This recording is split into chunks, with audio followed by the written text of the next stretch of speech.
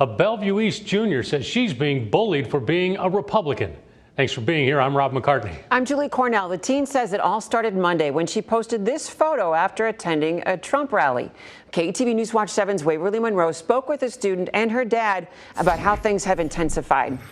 Well, Julie and Rob, Jordan White can't even vote yet, but she supports the president. She never thought going to the For More tour Monday night to get a book signed by Donald Trump Jr. would turn into her getting bullied online.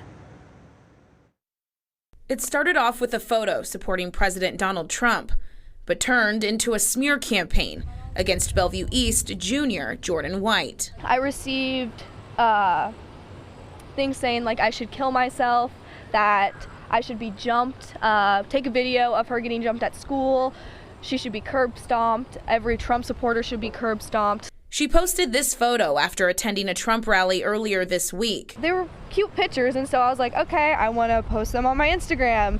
Like, I expected hate from it. White says her photo, now with 224 likes and over 1,000 comments, quickly turned hateful. Someone even going so far as to impersonate her, steal her photos, and insinuate she was involved with white supremacy groups. So people have been calling me a racist, a terrible person.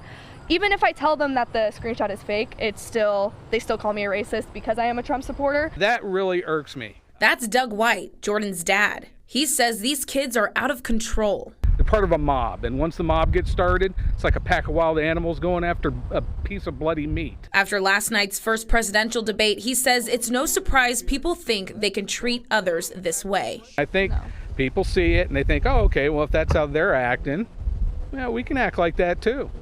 And, you know, I think it was starting before Trump got there, and that just kind of accelerated things. The bullying has gotten so bad, Jordan requested to do her schoolwork in the dean's office. She says she's also not attending cheer practice or work because of the backlash. And this could affect me getting into college, if I want to do cheer in college or something like that. This could affect that. Well, Doug says that if there's an option to press charges against certain people, he will. They say a Bellevue police officer is investigating the fake account. And moments ago, Bellevue Public Schools sent us a statement saying it does not condone bullying, threats, or any form of harassment.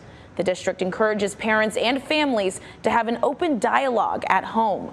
The district says it's grateful for its partnership with local law enforcement, which helps the district investigate appropriately.